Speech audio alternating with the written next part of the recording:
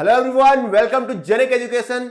मैं जो क्वेश्चन लिया हूं जी कोर, क्वेश्चन नंबर 8 है आपका, पावर ट्रिलियन से क्वेश्चन है। ठीक है, आज से चैप्टर 2 हम लोग का स्टार्ट हो गया है आपका सिंगल फेज रेक्टिफायर। ठीक है, तो यहां पे आप ये क्वेश्चन जो है आपको एक दिन पहले आपको हमारे जेनिक लाइव ऐप है उस पर आपको ये क्वेश्चन मिल जाएगी। ठीक है, तो आपको प्रॉपरली इसको सॉल्व करना है with in given time and आपको उसको अपलोड करना है। ठीक है, उससे आपको क्या फायदा होगा कि हमारा जो नया प्रोजेक्ट आने वाला है 24 दिसंबर को, उस पे आपको बेनिफिट मिलेगी। अगर आप प्रॉपर रैंक में आते हैं, अगर टॉप रैंक में आते हैं, हर क्वेश्चन को प्रॉपर सॉल्व कर रहे हैं, तो आपको उस पे बेनिफिट मिलेगी। जो मेहनत नहीं कर रहे हैं, डेफिनेटली उसको बेनिफिट कहां से मिलेगी? नहीं मिलेगी। ठीक है, तो चलिए क्वेश्चन को देखते हैं। हमारा जो है क्वेश्चन क्या है, सिंगल फेज रेक्टिफायर का है आपका। देख लीजिए क्वेश्चन क्या बोल रहा है, ए हाफ वेव कंट्रोल रेक्टिफायर। क्या बोल रहा है? Half wave control rectifier. तो हाफ वेव आप जान गए, हाफ वेव है, हाफ कंट्रोल नहीं है। समझ में आ रहा ना? हाफ कंट्रोल में हाफ वेव में कंफ्यूज हो जाते हैं बहुत लोगों को, तो यहां पे हाफ वेव कंट्रोल है। ठीक है ना इसमें, तो यहां पे rectifier circuit is connected to a purely resistive load when alpha minimum को दिया हुआ कितना? 10 डिग्री। अल्फा मिनिमम वैल्यू क्या दिया हुआ? 10 डिग्री दिया हुआ है। ठीक है, अल्फा का फायरिंग एंगल होता है, वो फायरिंग एंगल दिया हुआ है आपका 10 डिग्री फायरिंग एंगल।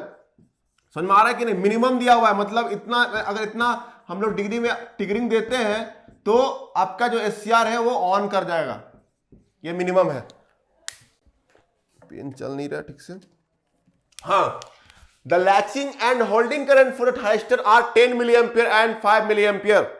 आपका लैचिंग करंट भी दिया हुआ है, यहां पे लैचिंग करंट भी दिया हुआ है एंड आपका होल्डिंग करंट भी प्रॉपर्ली दिया हुआ है। तो इसको देखिए, ध्यान दे, आईएल दिया हुआ है आपका, आईएल दिया हुआ है 10 milliampere and holding current भी आपका दिया हुआ है, होल्डिंग करंट दिया हुआ है 5 मिली एम्पियर। इसका ध्यान दे आप लोग। ठीक है, तो यहां पे हाफ वेव कंट्रोल मतलब कि हाफ वेव को हम लोग कंट्रोल करेंगे। जैसे पॉजिटिव हाफ को कंट्रोल करेंगे, सेकेंड दूसरे हाफ को हम लोग कंसीडर नहीं करेंगे यहां पे, इसलिए इसका नाम है हाफ कंट्रोल। ठीक है ना, हाफ कंट्रोल। हाफ एक जैसे एक साइकिल होता है ना, एक साइकिल में आपका पॉजिटिव हाफ नेगेटिव हाफ, तो पॉजिटिव हाफ एक हाफ को ही हम लोग कंट्रोल करेंगे, इसलिए यहां पे हाफ वेव कंट्रोल नाम है इसका। ठीक है, हाफ वेव कंट्रोल। क्लियर यहां पे? और the circuit is operated from V equal to 100 sin 314। ठीक है, तो ये आपका सप्लाई वोल्टेज भी दिया हुआ है आपका। क्वेश्चन क्या है? दो क्वेश्चन इस पे निकालना। क्या? The maximum value of the resistance to be connected as a load is.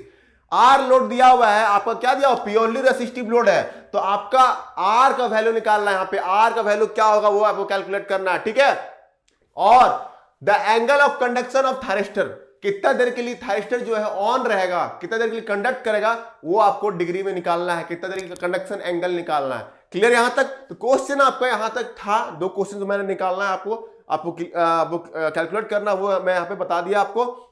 अब यहां देखते हैं कैसे इसको सॉल्व किया जाएगा। ठीक है, तो यहां बताइए, आप यहां बताइए, पहले इसका सर्किट बनाने की कोशिश करते हैं। सर्किट कैसे बनेगा देखिए, ये देखिए, यही होता है। सप्लाई देंगे यहां पे हम लोग ऐसे, और यहां पे क्या लिया हुआ? एससीआर लगा हुआ है, क्योंकि कंट्रोल बोला है, कंट्रोल। ठीक है, अगर अनकंट्रोल रहता तो यहां पे डायोड लेना पड़ता, कंट्रोल बोला है इसलिए एससीआर। ठीक है, और आपका रेसिस्टेंस लगा देंगे यहां पे, क्या लगा देंगे? रेसिस्टेंस लगा दिए आर। ठीक है, और ये सप्लाई दिया हुआ है। अब यही तो बोला हाफ वेव कंट्रोल सर्किट हमेशा ही बनता है आपका।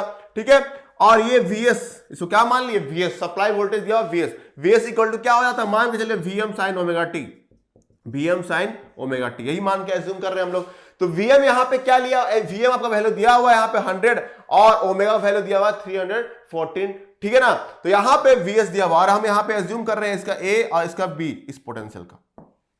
ठीक है, तो बताइए आप, यहां पे मैं इसको रफ कर रहा था ताकि प्रॉपर आपको दिख सके। ठीक है, वहां पे नीचे नहीं पढ़ना चाहिए, मैं इसको रफ कर रहा हूं, सब चीज मैंने लिख लिया डेटा। ठीक है, ये 100 है, इसको भी नोट कर लेता हूं। VS इक्वल टू क्या दिया हुआ है? 100 sin 314t। क्लियर यहां पे? 314t, इसको मैं यहां पे रफ कर रहा हूं। यहां तक आपको क्लियर है कि नहीं? प्रॉपर यहां तक आपको क्लियर हो गया हुआ, आई होप। मैं इसको रफ कर दे रहा हूं।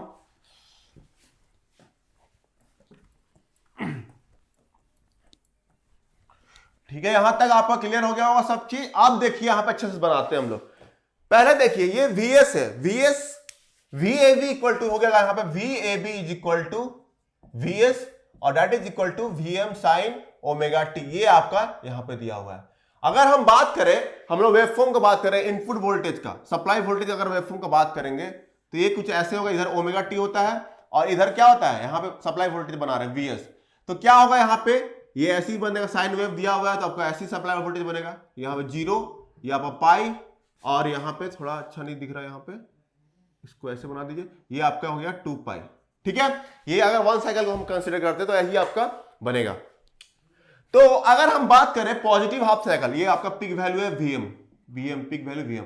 अगर पॉजिटिव हाफ साइकिल का बात करते हैं, अब बस क्लियर करना है, पॉजिटिव हाफ साइकिल का बात करते हैं तो क्या होगा, VAB, actually VAB is nothing but क्या होता है, VA माइनस VB।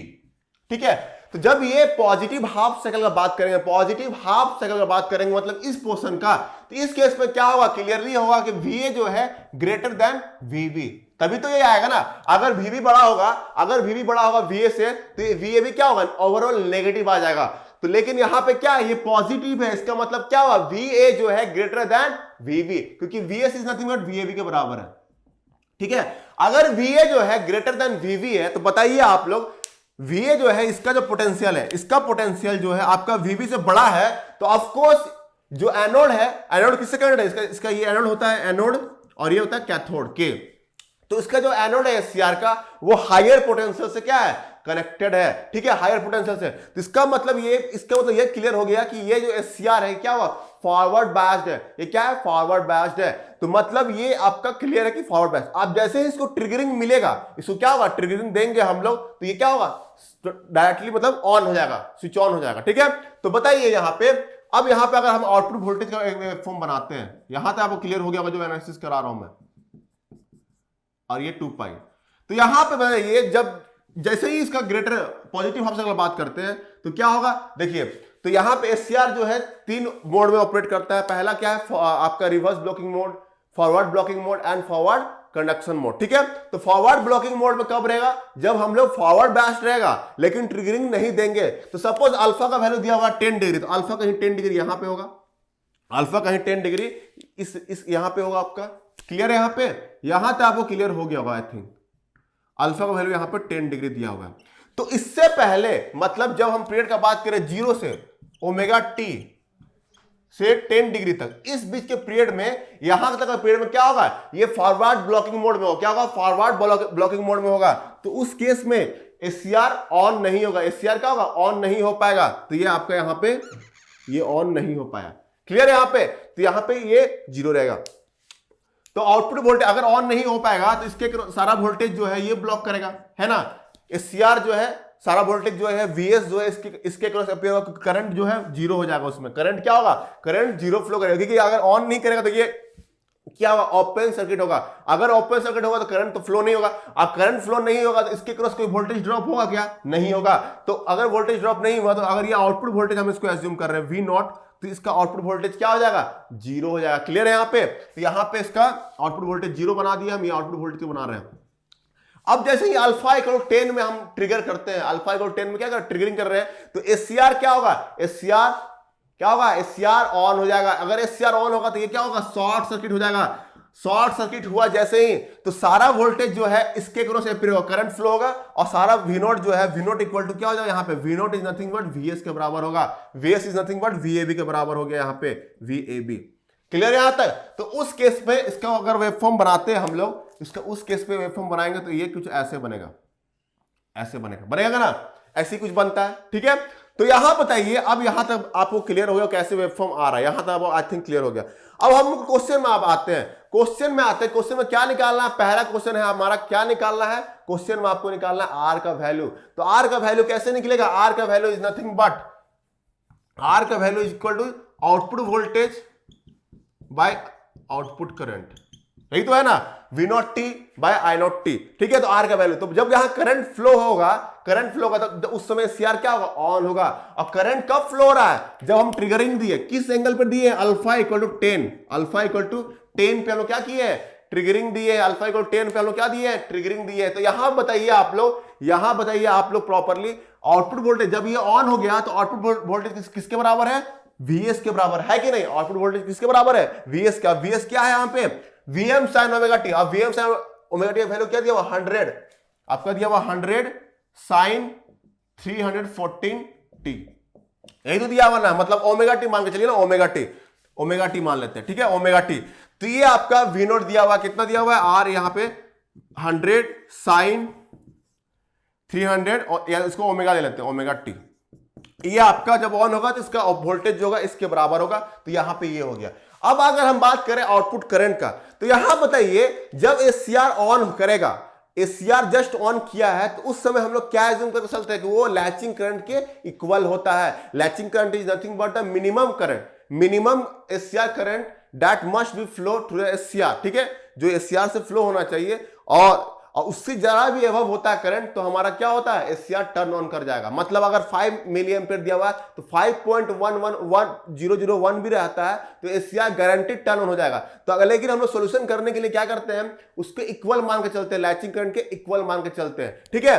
तो जब यहां पे जस्ट अल्फा इक्वल 10 डिग्री यहां पुट किए हैं, उस समय क्या करंट फ्लो हो रहा होगा, सोच के देखिए। जब अल्फा इक्वल 10 डिग्री होगा तो उस समय क्या करंट फ्लो हो रहा होगा, of course latching current flow हो रहा होगा। लैचिंग करंट से थोड़ा ज्यादा भी होगा तो कोई दिक्कत, हम करंट मतलब एज्यूम करके चलते हैं कि लैचिंग करंट फ्लो हो रहा है उस समय। तो उस समय अगर लैचिंग करंट फ्लो हो रहा है, लैचिंग करंट वैल्यू आपको दिया हुआ है, कितना दिया हुआ है, IL equal to 10 milliampere, 10 milliampere आपको दिया हुआ है। IL जो है आपका 10 मिली एम्पियर दिया हुआ है। बताइए यहां पे पुट कर देंगे ओमेगा किस वैल्यू के लिए, ओमेगा का वैल्यू दिया हुआ उस समय, ओमेगा वैल्यू 10 दिया हुआ, ओमेगा टी का वैल्यू 10 है, तो उस केस पे आपका लैचिंग करंट फ्लो रहा 10 मिली एम्पियर, ठीक है। यहां पे तो क्या होगा, 100 साइन 10 डिग्री डिवाइड बाय आपका IL, तो IL क्या हो जाएगा, 10 इंटू 10 टू पावर -3। तो यही आपका करंट फ्लो रहा कब, जब अल्फा जो है, alpha is equal to 10 degree है, फायरिंग एंगल जो है 10 डिग्री है, जस्ट ट्रिगर किए, उस समय क्या करंट फ्लो रहा होगा, इधर से एसीआर से क्या करंट फ्लो होगा, जस्ट लैचिंग करंट फ्लो रहा होगा जब ट्रिगरिंग करते हैं तो उस समय। इसलिए यहां पे इसका वैल्यू यहां पे 10 इंटू 10 पावर -3 लिए है। क्लियर है यहां तक? अगर ये लिए हैं तो इसका वैल्यू बताइए कितना आ रहा है, बताइए। तो इससे आर का वैल्यू आपको कैलकुलेट हो जाएगा। कैलकुलेट कीजिए, 100 साइन 10 डिग्री डिवाइड बाय 10, इतना करके दिखाइए कितना आंसर आ रहा है। इसका आंसर आई थिंक हमारा 1.736 किलो ओम आ रहा है आपका। इतना आपका आर का वैल्यू आएगा यहां पे, इसको कैलकुलेट करेंगे तो ये 1.736। तो पहला पार्ट का क्वेश्चन यही पूछा था कि आर का वैल्यू क्या है, आर का वैल्यू क्या है, ये आपको कैलकुलेट करना है, ठीक है। यहां पे तो ये आपको यहां पे क्लियर हो गया पहला पार्ट। सेकंड पार्ट की अगर हम लोग बात करते हैं, सेकंड पार्ट में क्या निकालना है, the angle of conduction of thyristor is dash degree. Angle of conduction calculate करना है। एंगल ऑफ कंडक्शन मतलब एसीआर कब तक ऑन रहेगा, एसीआर कब तक ऑन रहेगा वो आपको कैलकुलेट करना है, थर्स्टर कब तक कंडक्ट कर रहा है, ठीक है। तो बताइए अल्फा इक्वल 10 डिग्री में तो वो स्टार्ट किया, अल्फा इक्वल 10 डिग्री पे स्टार्ट किया है, तो क्या बताइए कि यहां पे क्या ये पाई तक जाएगा, मतलब बीटा कैलकुलेट करना। बीटा यही था ना, एक्सटेंशन एंगल, जहां पे बीटा यहां पे निकालना हमारा इंपॉर्टेंट है। बीटा क्या पाई के बराबर होगा, पाई मतलब बीटा क्या होता है, एक्सटेंशन एंगल, जहां पे एसीआर बंद कर दिया है, मतलब टर्न ऑफ हो गया, उसको बीटा बोलते हैं। और गामा क्या बोलते हैं, गामा हम लोग जनरली मेंशन करते हैं कंडक्शन एंगल, तो हमको गामा ही कैलकुलेट करना, कंडक्शन एंगल कब तक ये ऑन होगा, कंडक्शन एंगल। तो यहां बताइए आप, क्या बीटा इसके बराबर होगा पाई के, पाई के बराबर कब होगा, यहां पे यहां तक कब कंडक्ट करता है, जब याद कीजिए जब आप डिराइव करते हैं कोई भी, यहां पे जो भी हम लोग वेवफॉर्म डिराइव करते हैं उसमें क्या एज्यूम करते हैं, हम लोग होल्डिंग करंट को जीरो लेके चलते हैं। जब करंट जो है, हम लोग याद कीजिए करंट जब बताते क्या है कि करंट जब जीरो हो जाता है फ्लो करना किसके थ्रू, एसीआर से, तब हम लोग कंसीडर करते हैं कि वो टर्न ऑफ है, वो स्विच ऑफ है, ठीक है। लेकिन क्या यहां पे होल्डिंग करंट जीरो है क्या, नहीं है। यहां पे क्या दिया हुआ है, 5 मिली एम्पियर करंट, आपका 5 मिली IH जो होल्डिंग करंट 5 मिली एम्पियर है, तो 5 मिली एम्पियर जैसे ही रीच करेगा एसीआर जो है आपका जस्ट उसके बिलो, मतलब यहां 4.99 भी लेंगे हमारा, जस्ट उसके बिलो क्या होगा, जब 4.99 मिली एम्पियर में एसीआर जो है टर्न ऑफ हो जाएगा, एसीआर क्या हो जाएगा, टर्न ऑफ हो जाएगा। समझ में आ रहा है कि नहीं, मतलब हमको कैलकुलेट क्या करना है, IH को हमको देखना पड़ेगा। और जो भी, मैं फिर से रिपीट करता हूं, जो भी हम लोग यहां पे वेवफॉर्म ड्रॉ करते हैं उसमें क्या एज्यूम करते हैं कि होल्डिंग करंट जो है यहां पे जीरो मान के चलते हैं। हम लोग होल्डिंग करंट क्या मान के चलते हैं, जीरो मान के चलते हैं। क्लियर है यहां पे, तो अगर होल्डिंग करंट जीरो मान के चलते हैं, इसलिए यहां पे पाई तक जाता है जब तक करंट जीरो नहीं होता, क्योंकि करंट का अगर हम लोग वेवफॉर्म बनाएंगे, यहां पे ध्यान से देखिए, यहां ध्यान से देखिए, थोड़ा सा कंफ्यूजन नहीं होना चाहिए आप लोग को। मैं इसको रब कर रहा हूं, ठीक है, इसको मैं रब कर रहा हूं, देखिए मैं इसको रब कर दिया यहां पे। अब यहां बताइए, आप लोग बताइए यहां पे, देखिए क्या होगा। अगर करंट, आउटपुट करंट का बात करते हैं हम लोग, आउटपुट करंट क्या होता है, I0 ऑफ टी, यही होता है ना। तो करंट कब फ्लो होगा, इस पे करंट कब फ्लो होगा, जब एससीआर ऑन होगा। तो एससीआर कब ऑन हो रहा है, at alpha equal to 10 degree पे, तो उसी समय तो करंट फ्लो हो रहा है ना, उससे पहले क्या करंट जीरो है ना, होगा ना, तो करंट यहां पे at alpha equal to 10 degree पे ऑन हो रहा है, यही तो फ्लो होता है ना, ऐसे करके फ्लो होता है। समझ में आ रहा है कि नहीं। अब यहां बताइए ऐसे फ्लो हो रहा है, और यहां बताइए फिर डिक्रीज करना स्टार्ट करता है, ये ऐसे फ्लो हो रहा है, ठीक है। अब यहां बताइए यहां पे क्या हो रहा है, अब पाई में जाकर के क्या हो रहा है, पाई में आपका यहां पे पाई जो है, यहां पे पाई जो आपका यहां पे है, पाई पे ये जाकर के फिर से जीरो हो जाता है, अगर यूजुअल केस लेते हैं तो, ठीक है। पाई में होल्ड करंट जो है जीरो, तो उस केस में क्या होता है कि एससीआर जो है आपका ऑफ हो जाता है, उस केस में क्या होता है, एससीआर ऑफ हो जाता है। लेकिन उस केस में क्या लेते हैं, करंट जो है जीरो के बराबर है, लेकिन होल्डिंग करंट यहां पे जीरो नहीं है, होल्डिंग करंट जो है जीरो नहीं है, 5 मिली एम्पियर है। तो आपको एक होल्डिंग करंट के इक्विवेलेंट जब 5 मिली एम्पियर आएगा, कहीं पे यही पे होगा ना, सपोज यहां पे आपका पिक वैल्यू है, इसका पिक वैल्यू है, तो 5 मिली एम्पियर कहीं यहीं पे आएगा, 5 मिली एम्पियर जहां भी आएगा वहां जाके ये एक्सटिंक्यूज कर जाएगा, मतलब इस ये केस में बीटा कहीं भी आ सकता है, 5 मिली एम्पियर कहीं भी पहुंचेगा, उस जगह पे जो एससीआर है क्या हो जाएगा, ऑफ हो जाएगा। मतलब यहां पे जो है beta is not equal to pi होगा, ठीक है। जहां भी होल्डिंग करंट के बराबर होगा या उसके जरा से भी नीचे आता है तो एससीआर क्या होगा, ऑफ हो जाएगा, ठीक है। जरा से नीचे 4.99 के भी अगर मिली एम्पियर आता है तो वहां पे एससीआर ऑफ हो जाएगा। मेरा यही समझाने का मेरा एम है, क्योंकि होल्डिंग करंट यहां पे जीरो नहीं है, इसलिए बीटा जो है पाई के बराबर नहीं होगा, ठीक है। और यहां पे हमको बस चेक करना होगा कि कहां पे जो हमारा जो करंट है वो 5 मिली एम्पियर के बराबर है या इसके नीचे आ रहा है, वहां पे एससीआर जो है आपका बंद हो जाएगा। जस्ट उसके नीचे आएगा तो एससीआर टर्न ऑफ हो जाएगा, बराबर में तो बंद नहीं होता ना, क्योंकि आईएच पे हमको पता नहीं आईएच इक्वल टू 5 मिली एम्पियर पे क्या लेंगे, आईएच के बराबर डेफिनेशन में नहीं होता ना, जब होल्डिंग करंट के जब जस्ट नीचे होता है एससीआर करंट तो वो टर्न ऑफ होता है, ठीक है। तो यहां पे हम चेक करते हैं कि किस ओमेगा टी का वैल्यू के लिए यहां पे बीटा का वैल्यू यही निकलेगा ना आपका। तो हम यहां पे क्या करते हैं, देखिए यहां पे कैसे कैलकुलेट करेंगे, किस पॉइंट पे या बीटा का वैल्यू हमको कैलकुलेट करना है। यहां पे मेन क्वेश्चन क्या है, बीटा का वैल्यू हमको कैलकुलेट करना है, क्या करना है, बीटा का वैल्यू हमको यहां पे कैलकुलेट करना है। तो बताइए यहां पे, आप बताइए यहां पे क्या करना होगा हम लोग को प्रॉपर। देखिए यहां पे आपका जो आउटपुट वोल्टेज है V naught t should be equal to, यहां पे होल्डिंग करंट इंटू आर होगा, क्योंकि होल्डिंग करंट तो कंडक्ट करेगा ही, जस्ट उसके नीचे जैसे ही आया ऑफ हो गया, ठीक है। तो यहां पे हमको ये करना होगा V naught T into I H into R, ये करेंगे क्योंकि उस समय तक स्विच ऑन रहेगा, होल्डिंग करंट तक स्विच ऑन रहेगा एससीआर।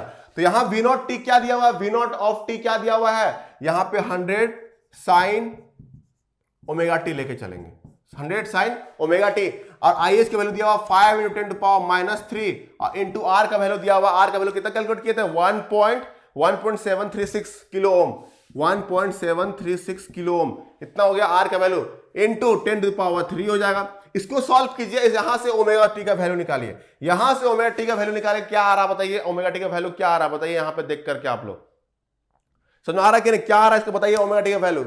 मैं यहां से अगर ओमेगा टी का वैल्यू कैलकुलेट करें तो यहां पे ओमेगा टी का वैल्यू जो आएगा आपका 4.98 आ रहा है, इसका वैल्यू 4.98 डिग्री जो इसका वैल्यू आ रहा है, ओमेगा टी का वैल्यू क्या आ रहा है 4.98। मतलब बीटा जो है, बीटा का वैल्यू क्या निकलेगा, बीटा का वैल्यू जो आएगा पाई 180 डिग्री माइनस 4.98 कर देंगे तो वो आपका बीटा का वैल्यू आएगा। तो यहां पे इसका वैल्यू क्या निकल जाएगा 175.02 डिग्री, ये आपका बीटा का वैल्यू यहां पे आ गया 175.02 डिग्री, यहां पे इसका बीटा का वैल्यू आ गया। यहां तो समझ में आया कि कैसे बीटा का वैल्यू इतना आया, क्योंकि कहीं यहीं पे जाकर के यहां पे जहां पे भी आईएच पहुंचेगा, जहां पर भी आईएच का वैल्यू पहुंचेगा यहां 5 मिली एम्पियर के आसपास, वहीं भी बीटा का हम लोग एज्यूम करेंगे बीटा, ठीक है। तो वो पाई से पहले ही बंद हो जाएगा, पाई से पहुंचने से पहले ही बंद हो जाएगा। तो इसलिए बीटा का वैल्यू यहां पे क्या आया 180 माइनस 4.98, मतलब ए एंगल पे 4.98 एंगल पे क्या हो रहा है, होल्डिंग करंट होगा, ठीक है ना, यहां पे आईएच के बराबर हो जाएगा।